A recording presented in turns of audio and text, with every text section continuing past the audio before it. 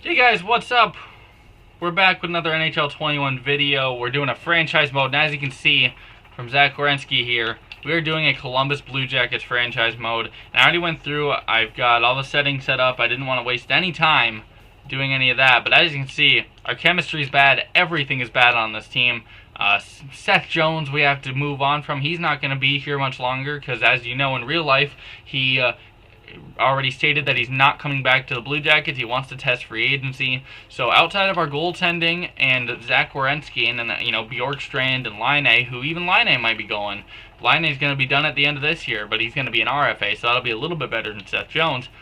But Columbus is in a really bad spot right now. They gave up all their assets, futures, for players like Matt Duchene and Ryan Dzingel, all those players who they traded for at the deadline back in, I believe, 2019.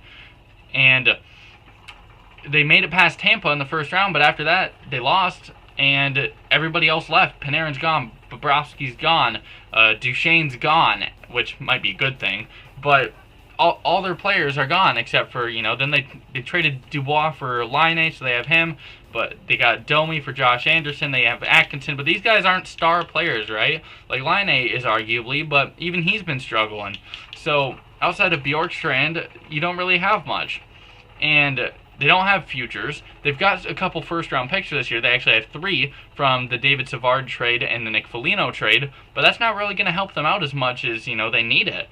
And so Jarmo Kekalainen, I think he's still the GM, but he's been there for a long time. He's done well, but obviously not good enough because they haven't made it past the second round, and they've only made it past the first round once. So Columbus needs some new blood in the front office. They need somebody to go in there and kind of fix the team, get them out of the mess that they're in, and honestly put them through a rebuild for a few years. They need to tear it down and build everything back up. And that's hopefully going to be us, and hopefully we can succeed and bring a cup to Columbus for, I believe, the first time in their franchise's history. What I want to do is I have the CPU trades turned off. We want to go through the entirety of year one because in real life we've already gone through the regular season. Obviously Columbus did not make the playoffs. Hopefully that's the case for us. Hopefully we don't make it. We get a lottery pick. But I don't want the rosters to change at all, so that's why I have the CPU trades off. I'm going to turn the injuries off. I'm just going to sim through the year, and we're going to see where we finish, and then that's pretty much where the franchise is going to start, right? Because that's where we are in real life. So, real quick, also, I did add in an expansion team. We've got Houston here, the Bulls. You can see at the bottom of the standings there. The expansion draft was literally nothing. We did not, they took like a 74 overall goalie, so I didn't even show it.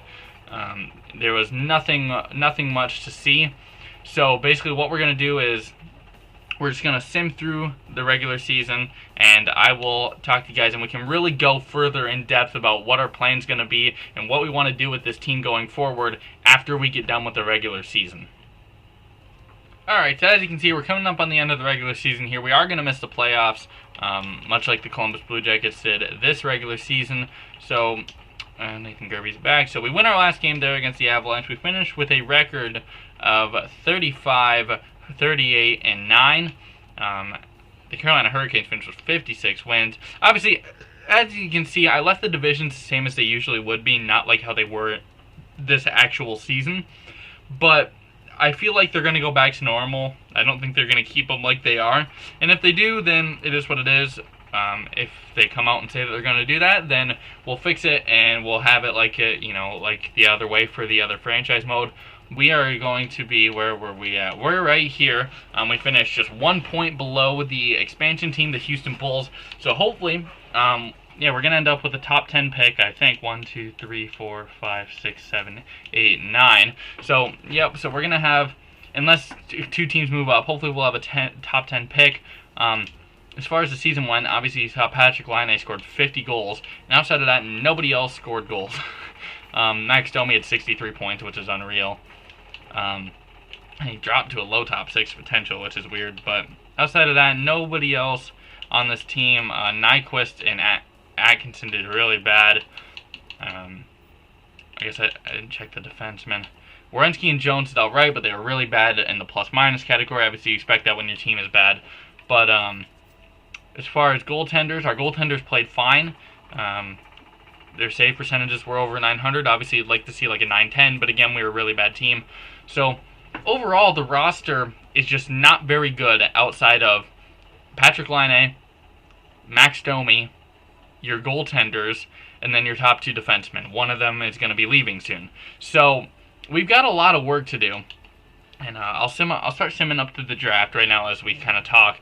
But basically, the point of this video was to just show you what we've got, get through a season, show you where we end up in the lottery, and show you what the draft is going to look like. That way we can kind of talk in the comments, talk in the Discord, which I'll put a link to. We got to talk about what we're going to do with this team going into the official year one, and going into this off season. Obviously, Seattle's going to be in there this year, but we've got Houston in there, and they're already here, except one season early. Dang. So we dropped to 10th. But that's fine. We don't want, or we do want to get the number 1 pick, but that would make it too easy. We were not good enough to have super good odds, and it shows. So this is kind of how how everything's looking. I don't know. Wow, the scouts did literally nothing. But we're gonna end up with a pick in this area. So there is Jesper Wallstedt, who we know is a franchise goalie. There's guys like Dylan Genther, Carson Lambos, Esa Kovinen. He's out he's getting 2 years out. Two-way D. Atu Ratti, Cole Sillinger, Anton Olsen. We don't really want to drop to these guys down here, but Wallstedt, Gunther, and Koivunen, those are kind of our guys. We know Edvinsson is pretty solid. Obviously, we see Eklund and Clark up here. The unfortunate thing about this draft class is that there's a lot of players who are in the NCAA or in the U.S. developmental program, like Luke Hughes. And while it'd be cool to have those players in, I did not want to go through and create a bunch of players for the sole reason of those players, when they're created, they always score a ton of goals. And that's because they always take a ton of shots. And I don't know why that is. I don't know why EA has it set up like that. But they need to make it that way you can create players and you can adjust to their their shooting frequency stat.